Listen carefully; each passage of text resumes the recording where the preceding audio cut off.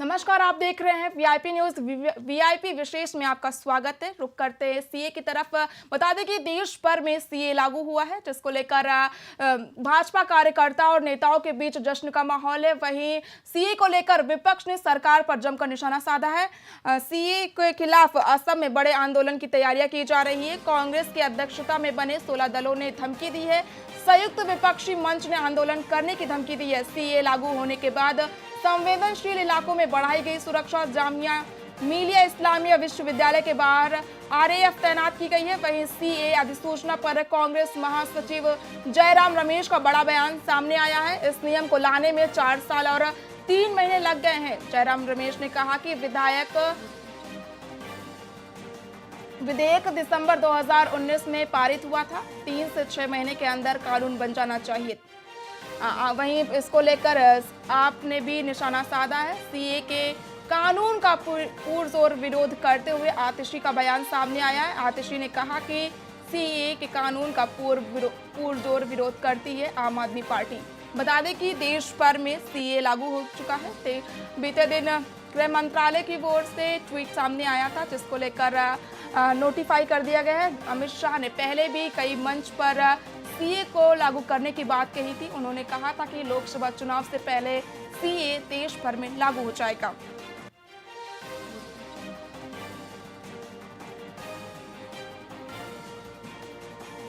CA का notification बीते दिन जारी हुआ था। केंद्र सरकार ने जारी की थी अधिसूचना। सीए की अधिसूचना जारी की गई थी। देश भर में सीए को लागू किया गया। गृह मंत्रालय ने नोटिफिकेशन जारी किया है। वहीं गैर मुस्लिम शरणार्थियों को नागरिकता मिलेगी। अफगानिस्तान के अल्पसंख्यकों को लाभ मिलेगा। हिंदू, सिख, जैन, पारसी, बौद्ध को नागरिकता दी जाएगी। पाकिस्तान, बांग्लादेश, अफगानिस्तान से आए शरणार्थियों को नागरिकता दी जाएगी। 31 दिसंबर 2014 से पहले आए शरणार्थियों को भारत की नागरिकता मिलेगी।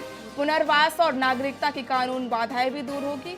वहीं इसको लेकर देश भर में सुरक्षा बढ़ाई गई है। दिल्ली के संवेदनशील इलाकों में भी सुरक्षा बढ़ाई गई है। वहीं जामिया इस्लामिया विश्वविद्यालय में आरएएफ तैनात किया गया है। कई इलाकों में पुलिस ने फ्लैग मार्च भी निकाला है। पुलिस और पैरामिलिट्री फोर्स ने फ्लैग मार्च निकाला है। वहीं सीए नोटिफिकेशन पर गृह मंत्रालय का बीते दिन ट्वीट सामने आया था। गृह मंत्रालय ने कहा था कि पात्र लोगों को भारत की नागरिकता मिलेगी। इसके लिए ऑनलाइन आवेदन करना होगा। आवेदन पूरी तरह से ऑनलाइन होगा। इसके लिए वेब पोर्टल प्रदान किए जाएंगे। बता दें कि सीए को लेकर विपक्ष ने सरकार को जमकर घेरा है। कांग्रेस महासचिव जयराम रमेश ने कहा कि इस नियम को लाने में 4 साल 3 महीने लग गए। विधेयक दिसंबर 2019 में पारित हुआ था। 3 से 6 महीने के अंदर कानून बन जाना चाहिए था। वहीं आम आदमी पार्टी ने भी सीए का पुरजोर तरीके से विरोध किया है। आतिशी ने कहा कि आम आदमी पार्टी सीए का पूरी तरीके से विरोध करती है।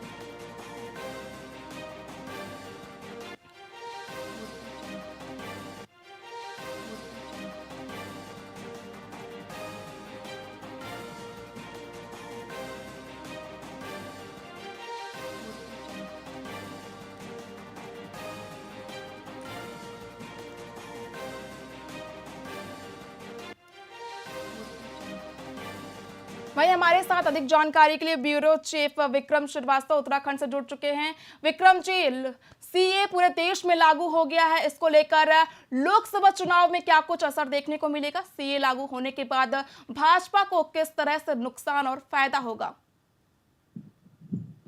जी हाँ, देखिए बिल्कुल, अगर बात करें तो इसकी एक्सरसाइज उत्तराखंड से शुरू हो गई थी। जिस तरह से उत्तराखंड में यूसीसी लागू किया गया और उसके बाद अब जिस तरह से सीएए को जो है वो केंद्र सरकार ने मंजूरी दी है और उसको लागू कर दिया गया है। देखिए, अगर पूरे सिनेरियो को देखा जाए तो कल का दिन सबसे पहले जो सरकार है उसके लिए तगड़ा झटका था। भारतीय जनता पार्टी के लिए तगड़ा झटका था। जिस तरह से सुप्रीम कोर्ट ने इलेक्टोरल बॉन्ड को लेकर के एसबीआई को एक तरह से फटकार लगाई और जो हेडलाइन होनी थी अखबारों की या टीवी चैनलों की होनी थी, उसको किस तरह से मैनेज किया जाए और किस तरह से सरकार की जो साख है उसको गिरने से बचाया जाए, उसी क्रम में सीएए को देखा जा रहा है। और जिस तरह से देखिए, सीएए जब लागू हुआ उसके बाद तमाम पूरे देश भर में उन संवेदनशील इलाकों में वहां पर अर्धसैनिक बलों की तैनाती की गई। उत्तराखंड में भी कई स्थान हैं जहां पर जो अति संवेदनशील है वहां पर जो है वो अर्धसैनिक बल और पुलिस वहां पर तैनात रही। देहरादून में तमाम जगहों पर घंटाघर हो या अन्य स्थान हो वहां पर देखा गया कि लेकिन देखिए सीएए लागू होने के बाद जो अलग अलग तरह से जो राजनीतिक दल जो राजनीति करते हैं, क्योंकि देखिए वोटों की राजनीति बहुत सारे लोग धार्मिक आधार पर राजनीति करते हैं, तो उसी क्रम में देखिए अगर ममता बनर्जी का जिक्र करें तो ममता बनर्जी, अगर पश्चिम बंगाल का आप जिक्र करेंगे तो पश्चिम बंगाल की जो परिस्थितियां हैं वो बिल्कुल डिफरेंट वहां की परिस्थितियां हैं। उत्तर प्रदेश की जो परिस्थिति है वहां की परिस्थितियां बिल्कुल अलग है। अलग अलग स्टेटों की अलग अलग परिस्थितियां हैं और अलग अलग राजनीतिक दलों का जो जनाधार है वो भी अलग अलग तरीके से है। देखिए जिस तरह से भारतीय जनता पार्टी राम मंदिर का जिक्र करेगी आने वाले चुनाव में, उसी तरह से वो सीएए का जिक्र करेगी। और जिस तरह से हिंदुत्व की सबसे बड़ी पार्टी के तौर पर भारतीय जनता पार्टी को जाना जाता है और भारतीय जनता पार्टी ने बहुत सारे चुनावों में सीधे तौर पर ये संकेत दिया है, जिस तरह से वो मुस्लिम चेहरा नहीं उतारते हैं, तो कहीं ना कहीं देखिए सीएए को लेकर के जिस तरह से भारतीय जनता पार्टी को लग रहा है कि वो एक मास्टर स्ट्रोक के तौर पर इसको जो है वो लोकसभा चुनाव में बुलाने का प्रयास करेंगे। देखिए चुनाव का अलग माहौल होता है, अलग रंग होता है। लोकसभा चुनाव के बाद जैसी ही आचार संहिता लगेगी उसके बाद किस तरह के मुद्दे रहते हैं, किस तरह से सरकार जो है वो जनता के बीच में जाती है और किस तरह से सीएए के जो फायदे हैं वो लोगों को बताती है। क्योंकि देखिए लोगों के सामने सबसे बड़ा जो संकट होता है वो होता है रोजगार का, होता है वो बेहतर स्वास्थ्य का, होता है वो राशन पानी का होता है, वो आवागमन का होता है, वो सड़कों का होता है। जो भारत आजाद होने से पहले रोटी कपड़ा और मकान जो एक फिल्म आई थी उसकी आज भी आवश्यकता बहुत सारे लोगों को है। और यही वजह है कि देखिए केंद्र सरकार जिस तरह से जिक्र करती है कि हम 5 किलो राशन जो है वो पूरे भारतवर्ष में फ्री दे रहे हैं, तो कहीं ना कहीं देखिए अलग अलग मुद्दे हैं। सरकार ने अपनी एक तैयारी के साथ भारतीय जनता पार्टी ने इसको जो है वो जनता के समक्ष रखा है। जिस तरह से मैंने जिक्र किया, देखिए कल का दिन जो है अगर सुबह का वक्त देखा जाए तो दिन तक की जो परिस्थिति थी वो एक बड़े झटके के तौर पर दिखाई दे रही थी। और उस झटके से कैसे उबरा जाए, किस तरह से हेडलाइन मैनेज हो, किस तरह से सरकार के खिलाफ जो एक माहौल इलेक्टोरल बॉन्ड को लेकर के एसबीआई की जो फटकार हुई है उसको लेकर के जो तैयार हो रहा था उसको कैसे मैनेज किया जाए। और सीएए के लागू होने के बाद देखिए सामान्य अगर तौर पर कहा जाए तो जैसा मैंने जिक्र किया था कि रोटी कपड़ा और मकान एक प्रमुख मुद्दा रहता है, जो चाहे वो लोकसभा का चुनाव हो, चाहे वो विधानसभा का चुनाव हो, चाहे वो नगर निगम का चुनाव हो, तो तमाम चुनावों में आप देखें तो जिक्र इसी मुद्दे का रहता है जो मुख्य मुद्दा है। देखिए विपक्ष जो अपने आरोप लगा रहा है, देखिए विपक्ष की राजनीति अगर देखें, मुख्य अगर विपक्ष को देखें तो पूरे देश भर में सिर्फ कांग्रेस पार्टी है जिसको बीजेपी का विकल्प के तौर पर देखा जाता है। और पूरे देश भर में दूसरी जो अन्य राष्ट्रीय पार्टियां हैं वो पूरे देश भर में कांग्रेस के अलावा कोई दिखाई नहीं देती है। तो कहीं ना कहीं देखिए कांग्रेस ने अपनी जो रणनीति है उसमें थोड़ा बदलाव किया है। वो सीधे तौर पर सीएए का विरोध नहीं कर रहे हैं, वो बल्कि इस बात को कह रहे हैं कि जिस तरह से राहुल गांधी जातीय जनगणना की जो बात कर रहे हैं उस पर जो है वो सरकार खामोश है और सरकार अपना केवल एक चुनावी स्टंट के तौर पर सीएए को लेकर के आई है। तो कहीं ना कहीं देखिए चुनाव बड़ा दिलचस्प होने वाला है। लोकसभा चुनाव की आचार संहिता 15 तारीख के लगभग यानी कि 1-2 दिन के भीतर कभी भी लग सकती है। और उससे पहले सरकार चाहती है कि वो चुनाव मैदान में उतरे तो उसके पास ऐसे मुद्दे हों जिनको वो जनता के बीच में जाकर के कहे, अपनी उपलब्धियों के बारे में कहे, अपने जो कानून उन्होंने बनाए हैं। क्योंकि देखिए 370 का जिक्र जो कश्मीर से हटाया उसका जिक्र जो है वो यूपी और जितने भी हिंदी बेल्ट है वहां पर सत्तारूढ़ दल करने वाला है, राम मंदिर का जिक्र करने वाला है। और अब इसमें सीएए जो है वो एक और उसमें उपलब्धि के तौर पर दिखाई दे रहा है सत्तारूढ़ दल की तरफ से।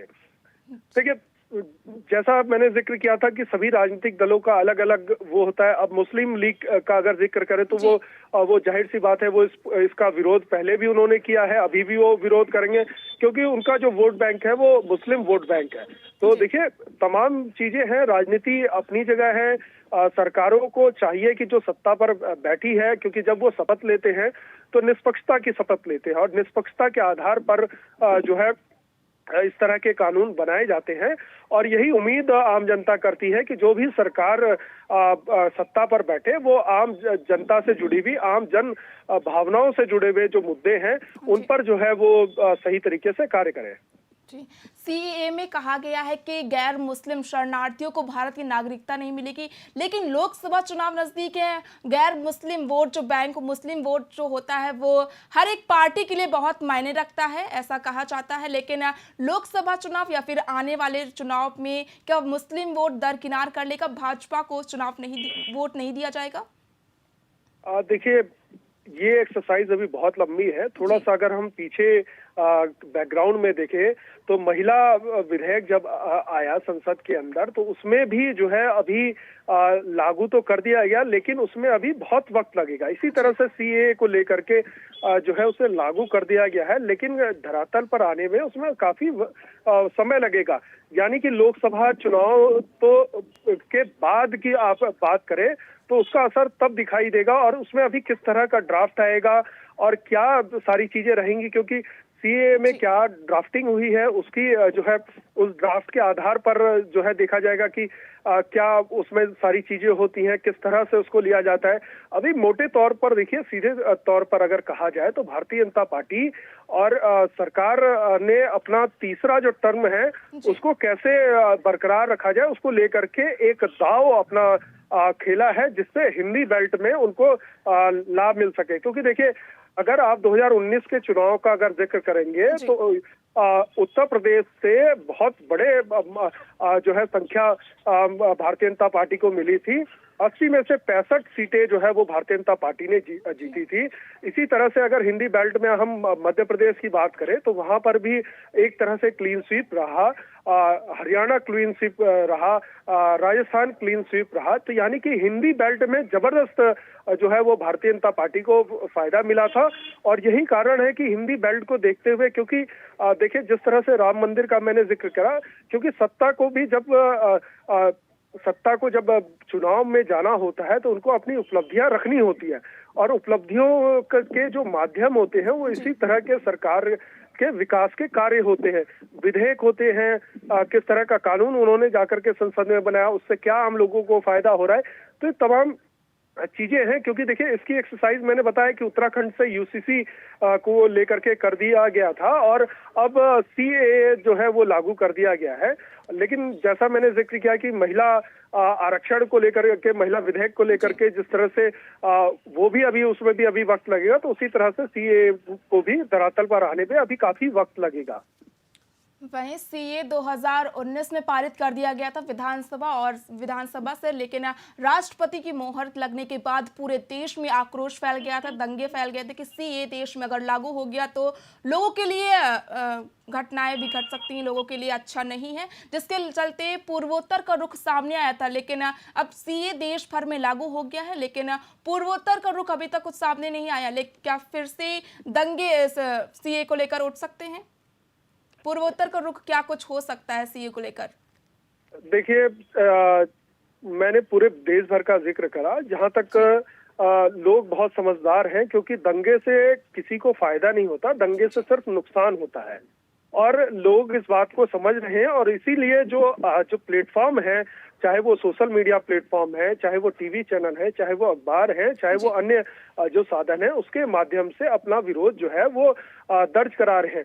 क्योंकि देखिए, किसी भी चीज से हम जिस जगह रहते हैं, अगर हम बहुत छोटा सा उदाहरण दूंगा, हम जिस जगह पे रहते हैं वो उसका रास्ता अगर ऊंचाई से जा रहा है तो ऊपर से, और हमारा घर अगर नीचे है तो ऊपर से जो पानी नीचे की तरफ आएगा तो वो भर जाएगा। तो बहुत सारी दिक्कतें ऐसी होती हैं जिसको संशोधित किया जाता है, लोगों को बताया जाता है, देखिए ऊपर से अगर जब पानी आएगा नीचे नहीं भरेगा, हम इसका जो है रास्ता निकालेंगे। तो बहुत सारे संशोधन होते हैं, संशोधन किए जाते हैं, लोगों को बताया जाता है, सरकार अपने माध्यम से बताएगी कि हाँ देखिए सीए लागू होने से जो है वो किसी को नुकसान नहीं होगा, बल्कि हमारा जो देश है वो सशक्त होगा और जो घुसपैठ यहाँ पर होती है उस पर रोक लगेगी। क्योंकि देखिए अक्सर चुनाव के दौरान पर भारतीय जनता पार्टी हो या विश्व हिंदू परिषद हो या अन्य हिंदुत्व से जुड़े हुए संगठन हो, वो अक्सर ये आरोप लगाते रहे कि बांग्लादेशी घुसपैठ की जो संख्या है वो लगातार बढ़ रही है। तो कहीं ना कहीं देखिए कोई भी व्यक्ति होगा जो जिस देश का नागरिक होगा वो नहीं चाहेगा कि अन्य देश से अवैध रूप से जो है लोग आए, और जो मूलभूत जो सुविधाएं हैं, क्योंकि देखिए मूलभूत सुविधाओं का अगर बंटवारा होगा और सही संख्या में नहीं हो पाएगा तो जाहिर सी बात है उसका असर जो है वहां पर रह रहे लोगों को होता है। तो नुकसान ना हो और किस तरह से लोगों के बीच में जाकर के सरकार बताए कि हाँ देखिए सीए से जो यहाँ पर रह रहे लोग हैं उनको कोई नुकसान होने वाला नहीं है। जो लोग अवैध रूप से रह रहे हैं वो जाहिर सी बात है वो अवैध रूप से रह रहे हैं, तो कानून उस बात को जो है इजाजत नहीं देता है कि आप अवैध रूप से यहाँ पर रहे। और हर देश का अपना एक कानून होता है और हर देश की अपनी एक तरीका होता है कि कैसे उस देश को चलाया जाए। उसके लिए तमाम विधिक के लोग होते हैं, तमाम अलग अलग विभागों के लोग होते हैं, तमाम सरकारें जो है इनको मैनेज करती हैं, और बहुत जरूरी है इस तरह का सिस्टम बनाना, क्योंकि सिस्टम अगर दुरुस्त रहेगा तो सारी चीजें सही तरीके से चलती है। अगर सिस्टम कोलैप्स हो जाएगा तो उसका नुकसान बहुत ज्यादा पड़ता है। विक्रम जी, कहा जा रहा है कि इस कानून को लागू होने के बाद कुछ लोगों की नागरिकता छीन ली जाएगी, कितनी ये बात सही है? देखिए मैंने आपको पहले भी कहा कि ये अभी सिर्फ एक चुनावी दांव के तौर पर इसको देखिए। चुनाव खत्म होने के बाद बहुत सारी चीजों में परिवर्तन आएगा। भारतीय जनता पार्टी अगर पुनः सरकार बनाती है तो जाहिर सी बात है, देखिए संशोधन आम आदमी को किस तरह का नुकसान होगा, किस तरह से उसको फायदा होगा।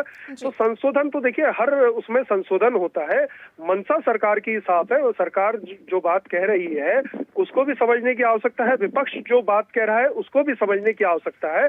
और हाउस में जब चर्चा होगी तो जाहिर सी बात है बहुत सारी चीजें निकल करके आएंगी, क्योंकि देखिए आम पब्लिक जो होती है, जिनको जो समस्या होती है वो विपक्षी लोगों के पास सही मतलब बहुत इजी तरीके से पहुंच जाता है। वहीं सत्तारूढ़ दल के पास उसको पहुंचने में वक्त लगता है, क्योंकि ऑलरेडी अगर कोई सत्तारूढ़ दल का विधायक है, सांसद है, मंत्री है, उसके पास तमाम जो है उसका कार्यक्रम लगे रहते हैं, मिलने वालों के कार्यक्रम लगे रहते हैं, लोग उनके पास मिलने आते हैं। कई बार क्या होता है कि उन तक वो बात नहीं पहुंच पाती है जो पीड़ित अपनी बात कहना चाहता है। तो कहीं ना कहीं देखिए अब चुनाव बाद इसको देखते हैं कि किस तरह से जो सीए है वो करवट लेता है। जी, जैसा कि बताया जा रहा है कि इसको लेकर कुछ प्रावधान भी किए गए हैं। सीए लागू होने के बाद सरकार विपक्ष ने सरकार को जमकर घेरा है कि 2019 में विधेयक पारित हुआ था, इतना समय क्यों लगा सीए को लागू होने में देश में? इसको लेकर क्या कुछ कहेंगे आप?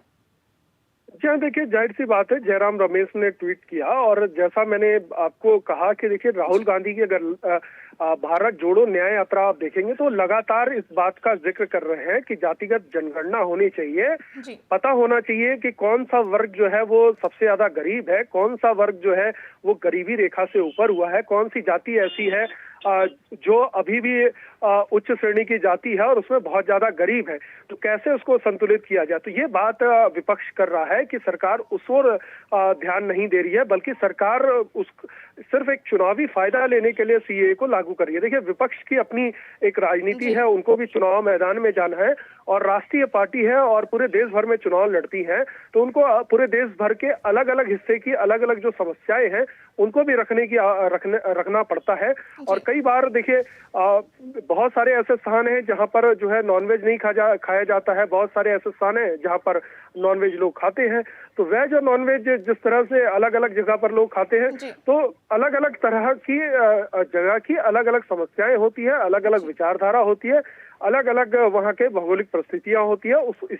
उस हिसाब से पूरे देश को एकजुट करके चलाने का जो प्रयास होता है वो उसी लिए जो है केंद्र की सरकार चुनी जाती है, और स्टेट और सेंट्रल गवर्नमेंट मिल करके जो है इन सारी चीजों को देखती है कि कैसे इसको किया जाए, किस तरह से जो है लोगों को फायदा पहुंचाया जाए। जी, तमाम जानकारी के लिए बहुत बहुत धन्यवाद विक्रम जी। सीए देश भर में लागू हो गया है। बहरहाल देखने वाली बात ये होगी कि सीए का लोकसभा चुनाव पर क्या कुछ असर देखने को मिलेगा। भाजपा को सीए का लागू करने के बाद क्या कुछ असर देखने को मिलेगा।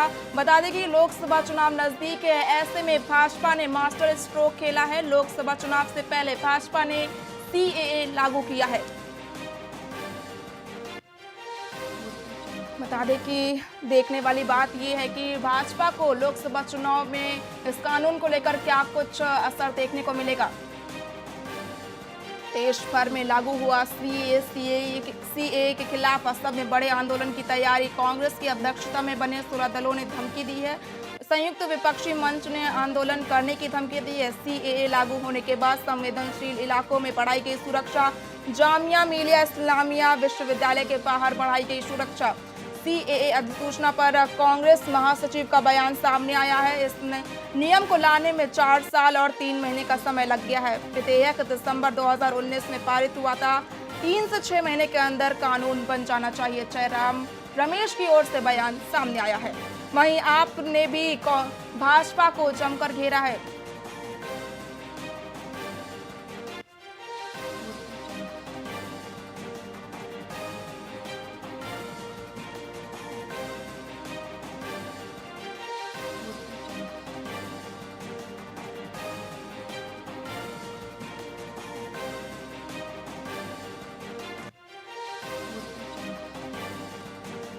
लोकसभा चुनाव से पहले भाजपा का बड़ा दांव, सीएए देश भर में हुआ लागू। वहीं इसको लेकर अखिलेश यादव ने भी भाजपा को जमकर घेरा है।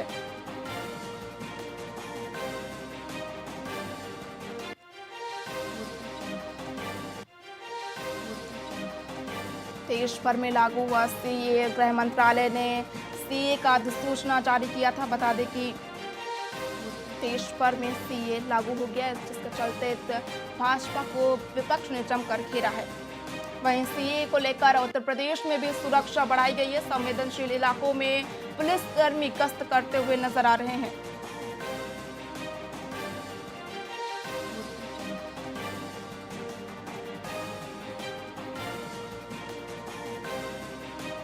वहीं बहराइच में सड़क पर कम्युनिस्ट पार्टी ने सीए का जमकर विरोध किया है। चुनावी चंदे को सार्वजनिक किए जाने की भी मांग उठाई है। सीए को बताया नागरिकों के लिए खतरनाक कानून। कम्युनिस्ट पार्टी ने सीए को बताया नागरिकों के लिए खतरनाक कानून। बता दें कि उत्तर प्रदेश में भी सीए लागू होने के बाद सुरक्षा बढ़ाई गई है।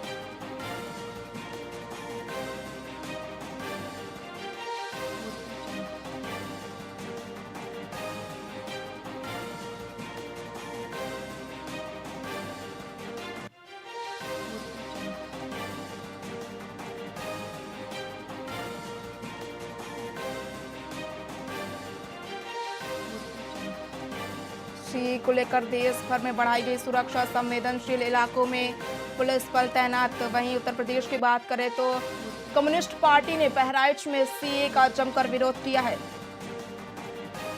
सीए को लेकर सड़कों पर निकले पुलिस प्रशासनिक अधिकारी, एसपी, एसडीएम ने लोगों से बात कर रहे हैं। वहीं सीए की भी जानकारी दे रहे हैं।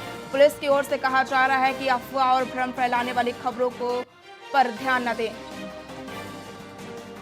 वहीं लखनऊ की बात करें तो सीए नोटिफिकेशन पर डीजीपी प्रशांत कुमार का बयान सामने आया है। सीए की संभावना व्यक्त की जा रही थी, इसको लेकर हमने वृहद तैयारियां की हैं। इससे पहले भी अधिकारियों को अवगत कराया गया था। पीस कमेटी धार्मिक लोगों से वार्तालाप की गई है। इस कानून से किसी की नागरिकता नहीं छीनी जाएगी, ऐसा डीजीपी की ओर से बयान सामने आया है। इससे किसी को नागरिकता देने का काम किया जाएगा। सभी धार्मिक नेताओं ने पॉजिटिव टिप्पणी दी है सीए को लेकर। बता दें कि सीए देश भर में लागू होने के बाद देश भर में सुरक्षा बढ़ाई गई है। वहीं उत्तर प्रदेश की बात करें तो उत्तर प्रदेश के कई संवेदनशील इलाकों में पुलिस बल तैनात है।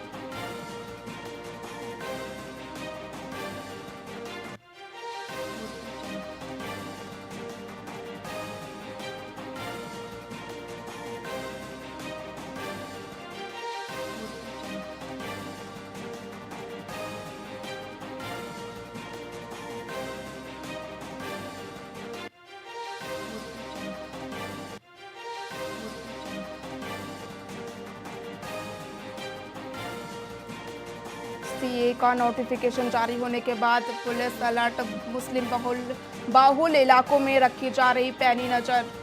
सिविल ड्रेस में भी पुलिसकर्मी किए गए तैनात। अफवाह फैलाने वालों की जाएगी कार्रवाई।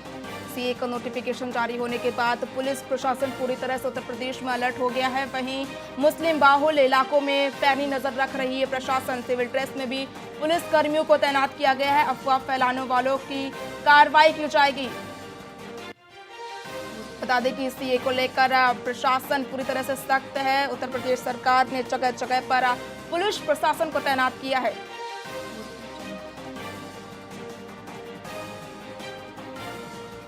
वहीं अयोध्या में भी सुरक्षा बढ़ाई गई है। सीए लागू होने के बाद अयोध्या में भी सुरक्षा बढ़ाई गई है। उत्तर प्रदेश के कई संवेदनशील इलाकों में सुरक्षा बढ़ाई गई है।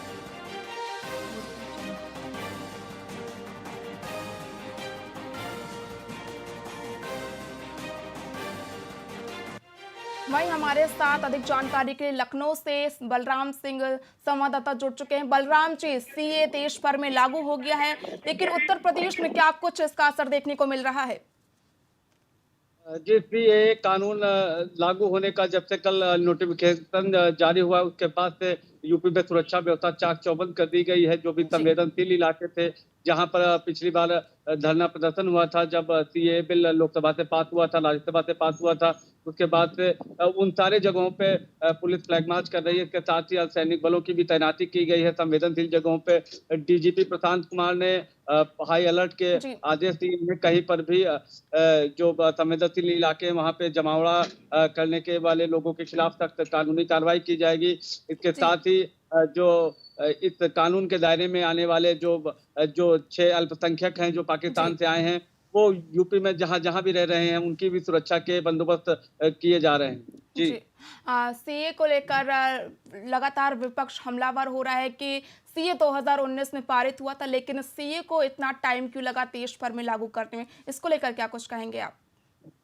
जी, आपको बता दें कि जब पहली बार सीए कानून लोकसभा और राज्यसभा से पारित हुआ, उसके बाद से देश भर के विभिन्न हिस्सों में बड़े पैमाने पर विरोध प्रदर्शन जो खासतौर पे जो मुस्लिम थे उनके द्वारा ये किया गया।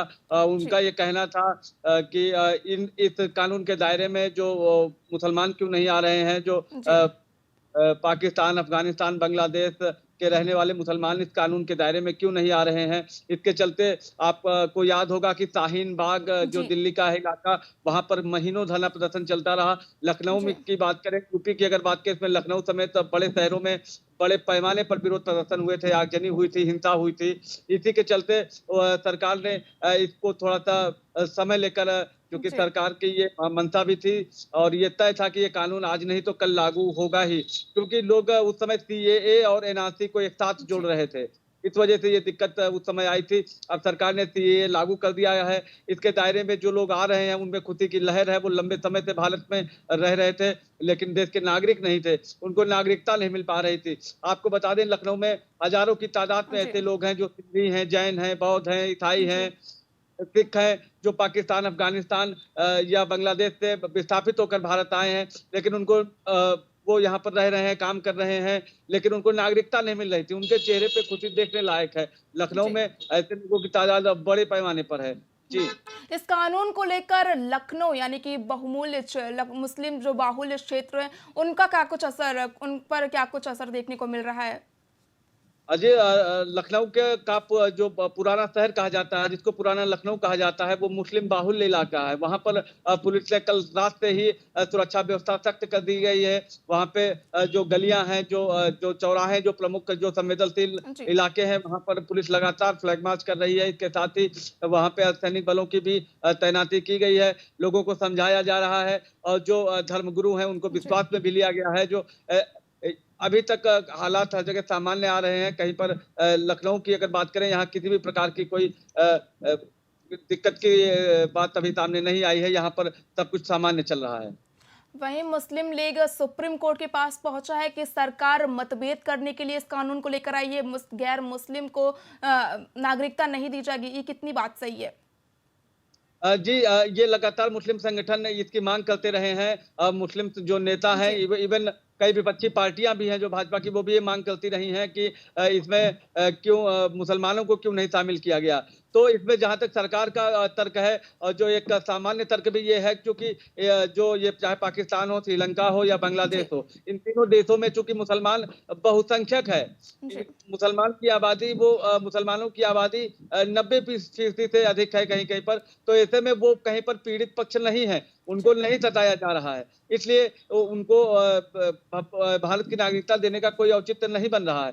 जी। अब चूंकि ये जो 6 अल्पसंख्यक जातियां हैं उन देशों की, जिनमें जैन, बौद्ध, पारसी, ईसाई, हिंदू, सिख, ये जी। सब जो जातियां हैं, इनको भारत में अगर वो ये लोग 2014 से पहले आए हैं, तो इनको यहाँ की नागरिकता दी जाएगी। ये सरकार का तर्क है, ये कानून का तर्क है।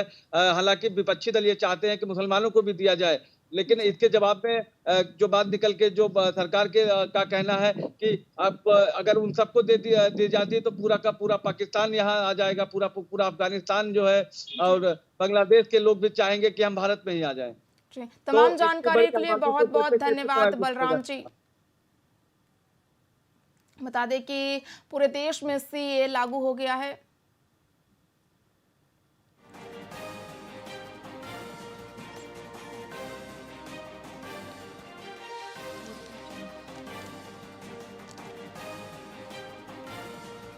लोकसभा चुनाव से पहले भाजपा ने देश भर में लागू किया सीएए। बता दें कि जिसके चलते देश भर में सुरक्षा बढ़ाई गई है। वहीं उत्तर प्रदेश के बहराइच जिले में कम्युनिस्ट पार्टी ने इस कानून का जमकर विरोध किया है। बता दें कि सीए की अधिसूचना पर कांग्रेस महासचिव का बयान सामने आया है। इस नियम को लाने में 4 साल और 3 महीने लग गए। विधेयक दिसंबर 2019 में पारित हुआ था। 3 से 6 महीने के अंदर कानून बन जाना चाहिए था। आम आदमी पार्टी ने भी सीए का विरोध किया है। सीए के कानून का पुरजोर विरोध करते हुए आतिशी का बयान सामने आया है कि आम आदमी पार्टी इस कानून का पूरी तरीके से विरोध करती है।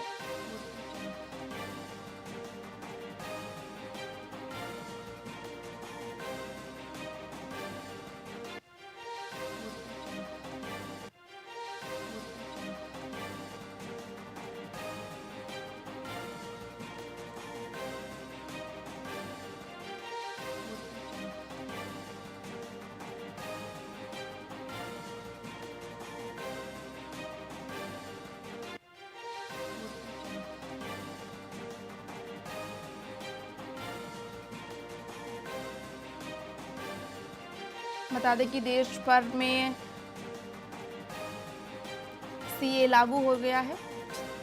गृह मंत्रालय ने इसे नोटिफाई कर दिया है, जिसको लेकर विपक्ष ने सरकार को जमकर घेरा है कि सरकार ने इतना समय क्यों लगाया सीए को लागू करने में।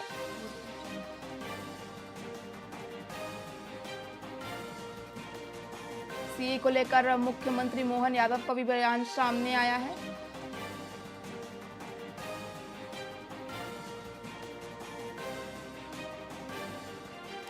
मोहन यादव ने कहा कि प्रधानमंत्री मोदी के नेतृत्व में आज एक और महत्वपूर्ण कदम उठाते हुए नागरिकता संशोधन अधिनियम लागू कर दिया गया है। इससे हमारे पड़ोसी देशों पाकिस्तान, बांग्लादेश और अफगानिस्तान में अत्याचार की पीड़ा से उन अल्पसंख्यक नागरिकों को हमेशा के लिए मुक्त होने का रास्ता मिल सकेगा, जिन्हें 31 दिसंबर 2014 तक भारत में शरण ली थी। इन ऐतिहासिक निर्णय के लिए उन्होंने गृह मंत्री अमित शाह और प्रधानमंत्री नरेंद्र मोदी का आभार व्यक्त किया है।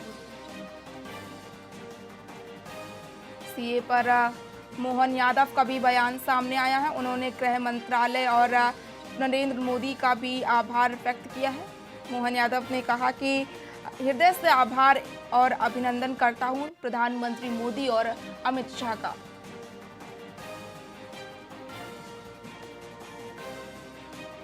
बता दें कि देश भर में सीए लागू हो गया है।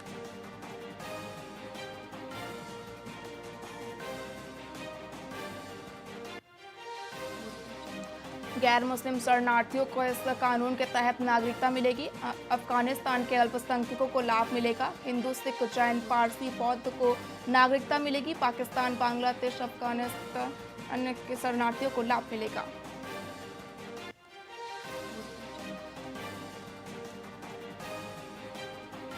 वहीं हमारे साथ हमारे संवाददाता दिव्यानंद अर्गल इंदौर से जुड़ चुके हैं।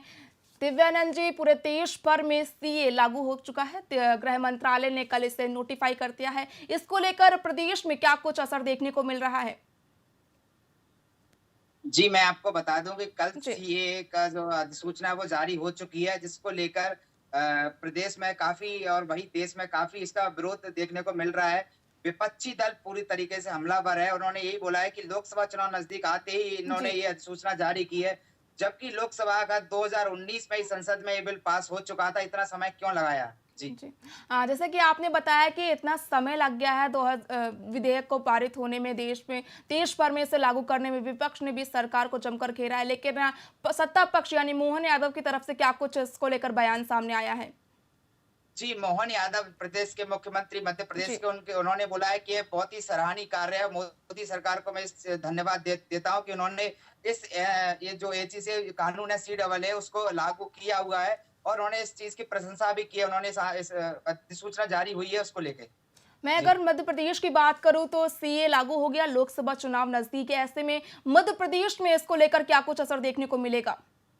जी बिल्कुल, मैं आपको बता दूं कि मध्य प्रदेश में अगर बीजेपी की बात करें तो सभी लोगों से, वहीं मध्य प्रदेश के पूर्व मुख्यमंत्री दिग्विजय सिंह का बयान सामने आया है। उन्होंने बोला है कि सीए जब 2019 में जो पारित हुआ था संसद के अंदर बिल, उतना समय क्यों लग गया लाने में, और कहीं ना कहीं ये लोकसभा के समय पे इसको लाना सिर्फ ये गुमराह करने के जैसा है। जी। तमाम जानकारी के लिए बहुत बहुत धन्यवाद दिव्यानंद जी।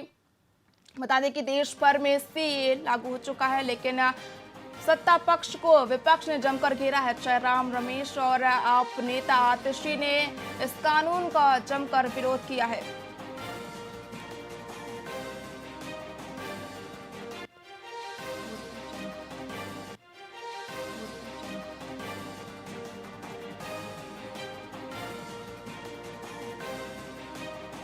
नागरिकता संशोधन कानून देश भर में लागू हो गया। कानून को लेकर सूचना जारी कर दी गई है। नागरिकता संशोधन विधेयक 2019 को संसद में पारित किया गया था। बाद में इस विधेयक को राष्ट्रपति का अनुमोदन मिल गया था। सीए के जरिए पाकिस्तान, बांग्लादेश और अफगानिस्तान से आए हिंदू, सिख, जैन, बौद्ध, पारसी और ईसाई समुदायों से संबंधित अल्पसंख्यकों को भारतीय नागरिकता लेने में आसानी होगी। नागरिकता संशोधन विधेयक से अफगानिस्तान, बांग्लादेश और पाकिस्तान से आए शरणार्थियों को भारत की नागरिकता दी जाएगी। नागरिकता संशोधन विधेयक 9 दिसंबर 2019 को लोकसभा में प्रस्तावित किया गया था। 9 दिसंबर 2019 को ही विधेयक सदन से पारित हुआ था। 11 दिसंबर 2019 को यह विधेयक राज्यसभा से पारित हुआ था। इस कानून में प्रावधान है कि आवेदक को पिछले 12 महीनों के दौरान पिछले 14 वर्षों में आखिरी साल 11 महीने भारत में रहना चाहिए। कानून में 6 धर्मों और 3 देशों से संबंधित व्यक्तियों के लिए 11 वर्ष की जगह 6 वर्ष का समय तक दिया गया है। कानून में प्रावधान है कि यदि किसी नियम का उल्लंघन किया जाता है तो overseas citizen of India card धारकों का पंजीकरण रद्द किया जाएगा।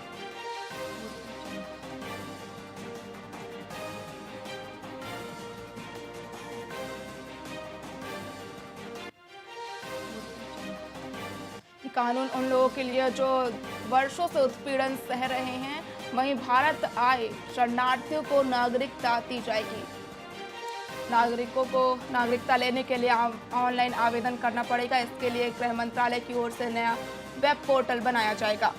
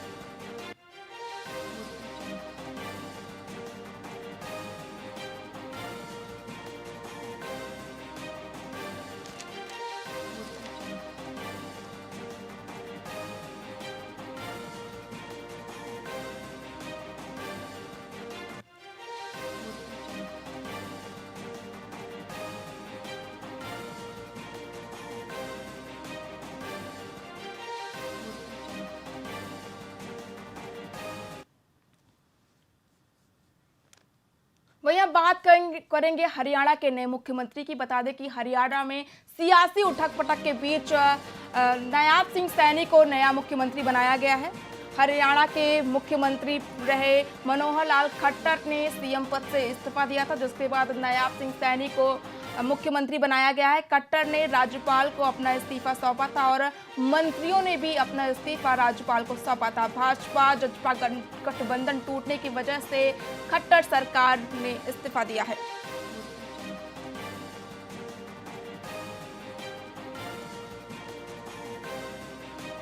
हरियाणा में जेजेपी से गठबंधन टूटा, लेकिन बहुमत भाजपा के पास ही। हरियाणा में 90 विधानसभा सीटें हैं, जिसमें से भाजपा के पास खुद के 41 विधायक हैं। 6 निर्दलीय और 1 अलोपा विधायक भी इसी के समर्थन में हैं। बता दें कि हरियाणा में मनोहर लाल खट्टर ने मुख्यमंत्री पद से शपथ दिया है। वहीं हरियाणा के मुख्यमंत्री मनोहर लाल खट्टर ने मुख्यमंत्री पद से इस्तीफा दिया है, जिसके बाद विधायक दल की बैठक में नए मुख्यमंत्री का नाम सामने आया है। नायाब सिंह सैनी को नया मुख्यमंत्री बनाया गया है।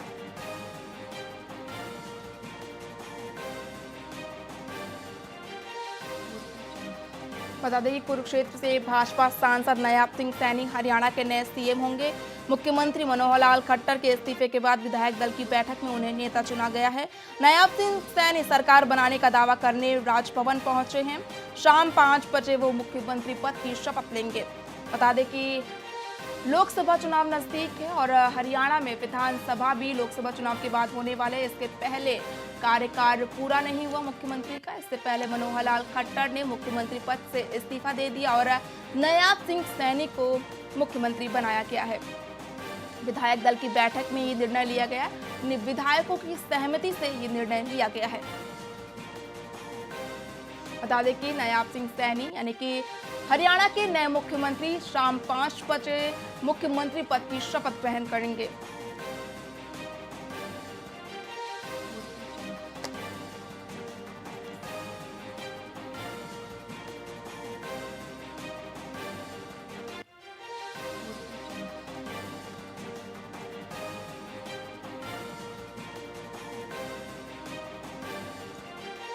वहीं हमारे साथ अधिक जानकारी के लिए जगदीश सिंह चंडीगढ़ से जुड़ चुके हैं। जगदीप जी, भाजपा और जेजेपी का गठबंधन टूट गया है, जिसके चलते मनोहर लाल खट्टर ने मुख्यमंत्री पद से इस्तीफा दे दिया है। लेकिन इस गठबंधन टूटने का मुख्य कारण क्या रहा है?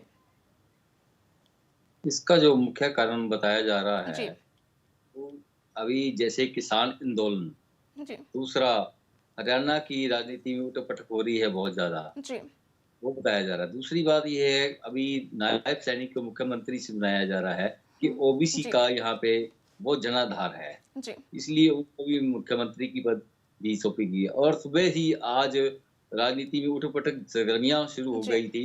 ये खबरें आ गई कि मुख्यमंत्री मनोहर लाल खट्टर जो इस्तीफा दे रहे हैं, लेकिन किसी ने इसको कारण नहीं बताया गया क्यों कारण इसका इस्तीफा दिया गया। क्योंकि ओबीसी का खेल इसलिए खेला जा रहा है क्योंकि मैंने पहले बताया बहुत ज्यादा वोट बैंक बहुत ज्यादा है। और नायब सैनी जो कुरुक्षेत्र से सांसद भी हैं और अभी पीछे से उनको अध्यक्ष भी बनाया गया था हरियाणा का, इसलिए उनका बड़ा एक जनाधार भी है। तो ये बीजेपी इसका खेल खेल रही है। दूसरी बात, ये हरियाणा के अंदर राम रहीम को कई बार छोड़ा गया, जिसके ऊपर कोर्ट ने संज्ञान लिया गया कि भाई बार बार एक ही व्यक्ति को आप इतनी सुविधाएं क्यों दे रहे हो। ये कई बातें हैं जो मनोहर लाल खट्टर की कुर्सी को छीन लिया गया है इसके पीछे। जी, जैसा कि आपने बताया कि नायब सिंह सैनी ओबीसी से आते हैं, लेकिन क्या कुछ असर देखने को मिलेगा विधानसभा और लोकसभा चुनाव से? क्या बीजेपी ओबीसी वोट बैंक को अपना निशाना बना रही है?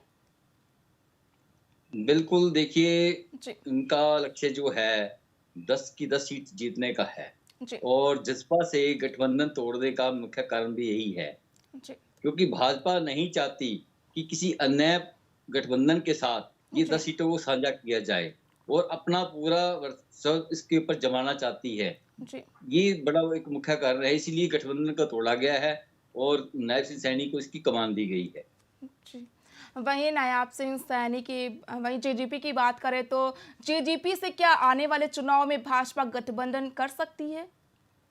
देखिए, अभी लोकसभा में तो उन्होंने बिल्कुल क्लियर कर दिया है कि हम आपको कोई भी सीट नहीं देंगे कहीं से भी, ठीक है। दूसरा है, आगे विधानसभा चुनाव में हो सकता है इनका आने समय में गठबंधन हो जाए, उसके ऊपर अभी कुछ नहीं कहा नहीं जा सकता, क्योंकि वो तो आने वाला समय ही बताएगा कि क्या होगा। राजनीति एक ऐसी चीज है, इसमें कुछ भी नहीं कहा जा सकता। पल पल में बात बदलती है। सुबह जैसे कहा जा रहा था कि संसद करनाल से संजय भाटिया जी का मुख्यमंत्री का नाम आ रहा था और अपना नायब सैनी जी का नाम आया था, अंत में जाकर जो निर्णय किया गया वो नायब सैनी जी को अपना कमान दी गई है अंत में। तो यहाँ पे पल पल समीकरण बदलते रहते हैं, ये बड़ी बात है हरियाणा के अंदर। जी, नायब सिंह सैनी कुरुक्षेत्र से सांसद, इनका क्या कुछ इतिहास रहा है अभी तक राजनीति में? देखिए, राजनीति में काफी पुराने हैं जी और ये नारायणगढ़ से बिलोंग करते हैं जी। राजनीति में उनका बड़ा वर्चस्व है और पहले भी काफी चुनाव जीत चुके हैं जी। और लोकसभा चुनाव जब पिछली बार लड़े थे अच्छे बहुमत से जीते थे, इसीलिए पार्टी ने देखिए इन्हीं को इसलिए कमान दी गई है। जो जिसकी पकड़ राजनीति में ज्यादा होती है उसी को मौका दिया जाता है। हरियाणा के अंदर ये भाजपा ऐसा काम करती रहती है शुरू से भी। जी, वही बात सामने आ रही है कि कैबिनेट मंत्रियों के भी नए चेहरे सामने आएंगे, उसको लेकर क्या कुछ कहेंगे आप? जी बिल्कुल, कैबिनेट मंत्री भी इसमें 5 लोगों के नाम बताए जा रहे हैं जो भी सामने आ सकते हैं। अभी उसमें अभी संशय बना हुआ है, शाम तक सारी स्थिति जो क्लियर हो जाएगी 5 बजे जब ये सारी पेश की जाएगी रिपोर्ट, वहां पे राज्यपाल के पास जाएंगे और गठबंधन को अपना बहुमत साबित करेंगे। बहुमत साबित के बाद अपनी सारी साबित हो जाएंगी, सामने सब कुछ स्थिति साफ होगी कि किसका नाम आ गया। अभी तो सिर्फ अटकलें ही लगाई जा रही है भाई किसका नाम आएगा, लेकिन जो शाम को पूरा क्लियर हो जाएगा कि किस किस का नाम आएगा इसके अंदर। वहीं प्रधानमंत्री नरेंद्र मोदी कल हरियाणा दौरे पर थे, कई परियोजनाओं का लोकार्पण भी किया, लेकिन उन्होंने मनोहर लाल खट्टर के साथ अपने बीते पलों को याद किया। लेकिन किसी को भनक नहीं थी कि बीजेपी और जेजेपी का गठबंधन टूट सकता है और मनोहर लाल खट्टर का मुख्यमंत्री पद से इस्तीफा दे देंगे। अचानक से ऐसा क्यों हुआ कि जेजेपी ने अपना गठबंधन तोड़ दिया और प्रधानमंत्री के आने पर भी किसी को भनक नहीं लगी कि ऐसा कुछ हो सकता है? देखिए, प्रधानमंत्री जी के साथ मनोहर लाल खट्टर जी के बहुत पुराने रिश्ते हैं और उनकी पीठ थपथपाई थी, लेकिन किसी को देखिए यही तो बीजेपी की राजनीति है, किसी को एक पल की भी खबर नहीं होती। दूसरी पार्टियों की तरह बीजेपी ऐसा काम नहीं करती कि किसी की उसको भनक लग जाए भी कल क्या होने वाला है। ये उनकी एक गुप्त नीति होती है बहुत जबरदस्त। भाजपा की नीति इतनी जबरदस्त है कि एक दो व्यक्तियों का अगर बात पता है तो तीसरे व्यक्ति को बात नहीं पता लगती। ये इसके अंदर बहुत एक गठबंधन में इतनी शक्ति है, तो अपनी शक्ति को ये एकदम बताते हैं कि हम ये करने वाले हैं, तभी पता लगता है। उससे पहले कोई अटकलें नहीं लगा सकता। आज कोई सोच भी नहीं सकता था कि मुख्यमंत्री जो मनोहर लाल खट्टर जो है इस्तीफा देंगे। देखिए, और आपको मैं एक चीज बता देता हूँ कि जो नायब सिंह सैनी जी का नाम जो है मुख्यमंत्री जी ने ही प्रपोज किया, आगे मुख्यमंत्री की रही। देखो कितनी बड़ी बात है। तो ये पहले से ही रणनीति तैयार की गई होती है और भी क्या करना है और क्या नहीं करवाना है। ये सब ऊपर से आदेश होते हैं, कोई यहाँ से नीचे से कोई ये कमान नहीं दी जाती किसी को। तमाम जानकारी के लिए बहुत बहुत धन्यवाद जगदीप जी। बता दें कि मनोहर लाल खट्टर ने मुख्यमंत्री पद से इस्तीफा दे दिया है, जिसके बाद विधायक दल की बैठक हुई, जिसमें नायाब सिंह सैनी को नए मुख्यमंत्री के तौर पर सहमति जताई गई है। बता दें कि नायाब सिंह सैनी हरियाणा के नए मुख्यमंत्री होंगे। बता दें कि लोकसभा चुनाव नजदीक है, जिसके बाद हरियाणा में विधानसभा चुनाव होने वाले हैं। लेकिन अब देखने वाली बात ये होगी कि ये एक पहले से रची रचाई साजिश थी बीजेपी की कि ओबीसी वर्ग पर वोट बैंक के लिए बीजेपी ने ये दांव खेला है। देखने वाली बात होगी कि ओबीसी वोट बैंक के लिए बीजेपी ने नायाब सिंह सैनी को हरियाणा का मुख्यमंत्री बनाया है। नायाब सिंह सैनी सरकार बनाने का दावा करने राजभवन पहुंच रहे हैं। शाम 5 बजे वो मुख्यमंत्री पद की शपथ लेंगे।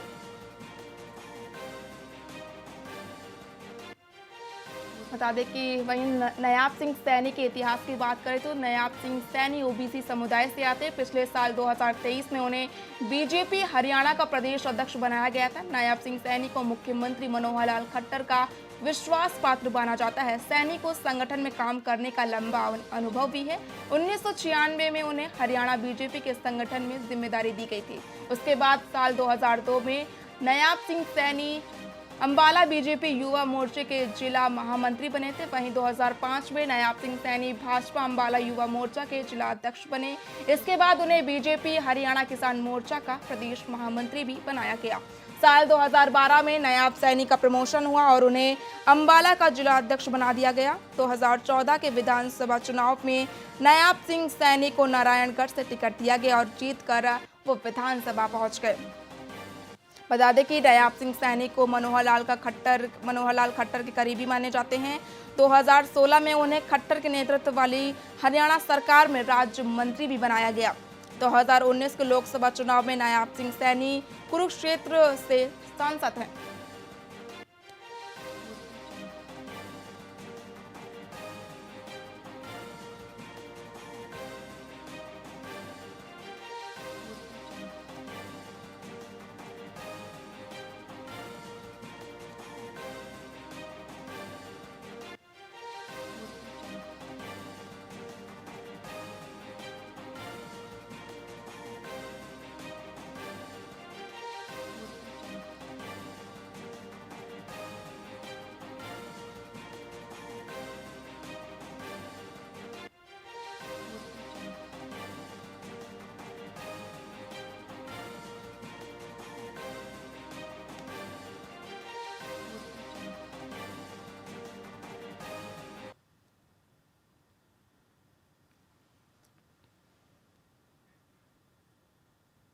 वहीं बात करेंगे अब पंजाब विधानसभा बजट सत्र की। बता दें कि पंजाब विधानसभा बजट सत्र 2024 अनिश्चितकाल के लिए स्थगित हो गया है। राज्य चुनाव कमीशन शोध बिल सीएम मान की तरफ से पास किया गया है। सीएम भगवंत मान ने केंद्र के वर्चुअल उद्घाटन पर सवाल भी खड़े किए हैं। सरकार को टीवी से पता चला कि रेलवे स्टेशन हो रहे अपग्रेड। सीएम मान ने कहा कि पंजाब के शंभू से साहनेवाल लुधियाना 7 रेलवे स्टेशनों को अपग्रेड किया जा रहा है। लोकसभा चुनावों में पर्सनल अटैक से बचे पार्टियां। सीएम मान ने कहा है विपक्ष के नेता प्रताप सिंह बाजवा ने उठाया सीएए का मुद्दा।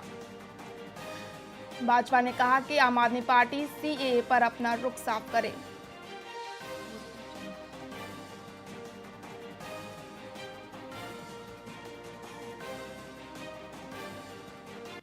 बता दें कि पंजाब विधानसभा बजट सत्र 2024 अनिश्चितकाल के लिए स्थगित हो गया है। वहीं बजट सत्र के दौरान सीएम मान केंद्र सरकार पर जमकर बरसे। उन्होंने कहा कि शंभू से साहनेवाल तक 7 रेलवे स्टेशनों को अपग्रेड किया गया है, जिसका वर्चुअल उद्घाटन प्रधानमंत्री मोदी ने किया है। इसमें पंजाब सरकार को कोई निमंत्रण नहीं दिया गया, जबकि राज्यपाल खन्ना में बैठे हैं। मुख्यमंत्री ने कहा कि ऐसा भी नहीं है कि पंजाब ने टैक्स का पैसा नहीं दिया है, लेकिन भाजपा जबरदस्ती इस तरह के प्रोग्राम को बनाती है। और उन्होंने कहा कि जो रेलवे स्टेशनों का उद्घाटन केंद्र सरकार को करना है, उससे लगने वाली सड़कों पर जो पंजाब सरकार ही पैसा लगाएगी। मुख्यमंत्री ने कहा कि सरकार को टीवी से पता चलता है कि पंजाब का कितना विकास हुआ है। बता दें कि पंजाब विधानसभा में मुख्यमंत्री भगवंत मान ने राज्य के लोगों को रमजान की भी बधाई दी। सदन में बोलते हुए मुख्यमंत्री मान ने कहा कि ये त्यौहार हमारे सामाजिक भाईचारे को कायम रखता है। उन्होंने कहा कि आज खास तौर पर व्यापारियों की बात रखना चाहते हैं। मुख्यमंत्री ने कहा कि जब हम वोट मांगने जाते हैं तो घर घर जाते हैं और जब जीत जाते हैं तो लोगों को चंडीगढ़ बुलाते हैं, लेकिन अब जनता का काम घर घर जाकर हो रहा है। मुख्यमंत्री ने कहा कि विधानसभा के सदन में पहले 1-2 दिन शोर मचा था, इसके बाद सदन शांति से चल रहा है। यही माहौल मैं देखना चाहता हूं। उन्होंने कहा कि पूरे देश में लोकसभा चुनाव की तैयारियां चल रही हैं। 2-3 दिनों में चुनाव आचार संहिता लग जाएगी। मुख्यमंत्री ने कहा कि आज तक कोई सरकार लोगों के इतने करीब नहीं गई है। बजट सत्र के दौरान सीएम मान ने केंद्र सरकार पर जमकर निशाना साधा है। उन्होंने कहा कि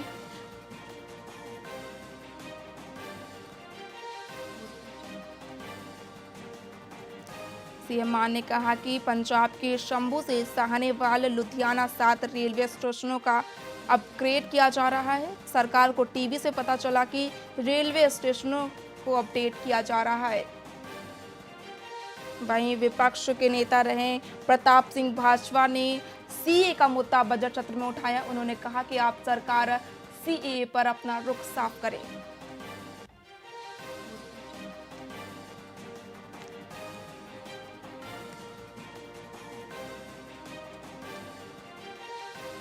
पंजाब विधानसभा बजट सत्र 2024 अनिश्चितकालीन के लिए स्थगित।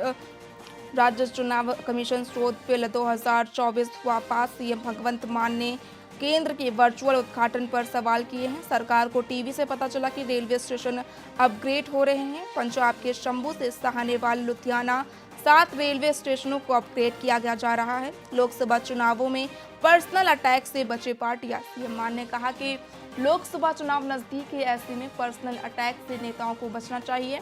वहीं विपक्ष के नेता प्रताप सिंह भाजपा ने सीए का मुद्दा बजट सत्र में उठाया। उन्होंने कहा कि आप सरकार को सीए पर अपना रुख साफ करना होगा।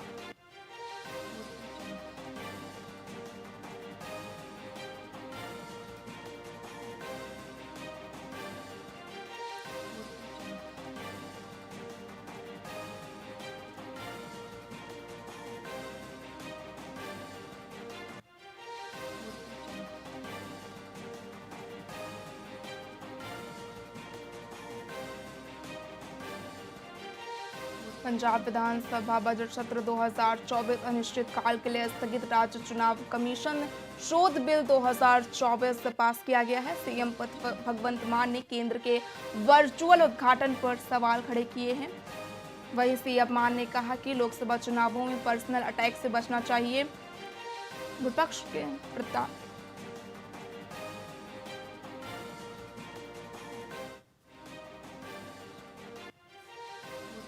भाई हमारे साथ अधिक जानकारी के लिए मुकेश मेहरा अमृतसर से जुड़ चुके हैं।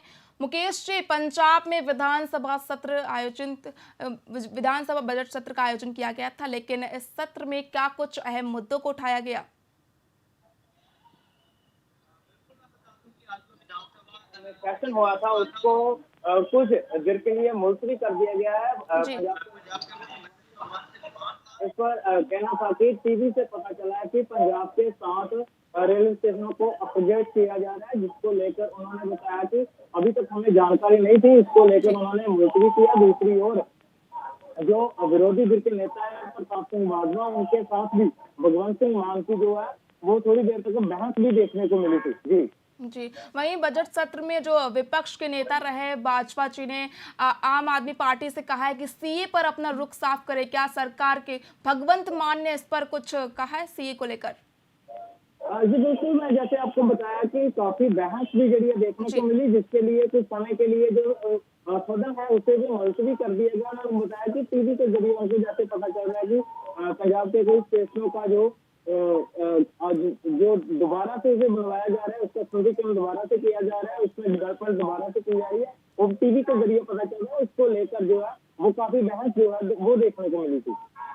वहीं एक बिल पारित किया गया है, राज्य चुनाव शोध करके एक बिल पारित किया गया है। ये क्या है, इस बिल को लेकर कुछ जानकारी देंगे? जी बिल्कुल, जो एक तरफ जहाँ सीएए का जो बिल पास किया गया, जो लंबे समय से जो गैर मुस्लिम है, जो भारत में रह रहे हैं, उसको लेकर उनका कहना है कि ये लोकसभा चुनाव 2024 के लिए स्टंट खेला जा रहा है। जो चुनाव है, जो मतदान है, जो लोग यहाँ पर रह रहे हैं, उनकी वोट बनाने का जैसे जो तरीका है, जो लोकसभा से पहले किया जा रहा है, उसको लेकर ही ये सारा विवाद हो रहा है। तमाम जानकारी के लिए बहुत बहुत धन्यवाद मुकेश जी। बता दें कि पंजाब विधानसभा बजट सत्र अनिश्चितकाल के लिए स्थगित किया गया है। राज्य चुनाव कमीशन शोध बिल 2024 पास किया गया है। सीएम भगवंत मान ने केंद्र के वर्चुअल उद्घाटन पर सवाल किए हैं। सरकार को टीवी से पता चला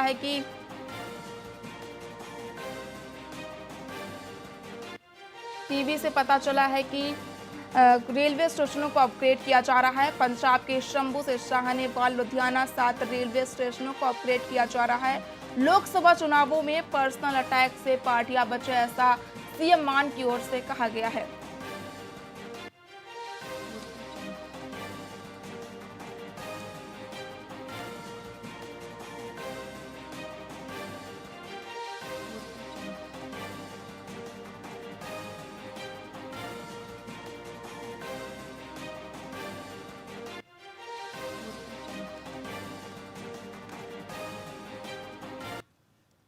फिलहाल के लिए वीआईपी विशेष में इतना ही। देखते रहिए वीआईपी न्यूज़। नमस्कार।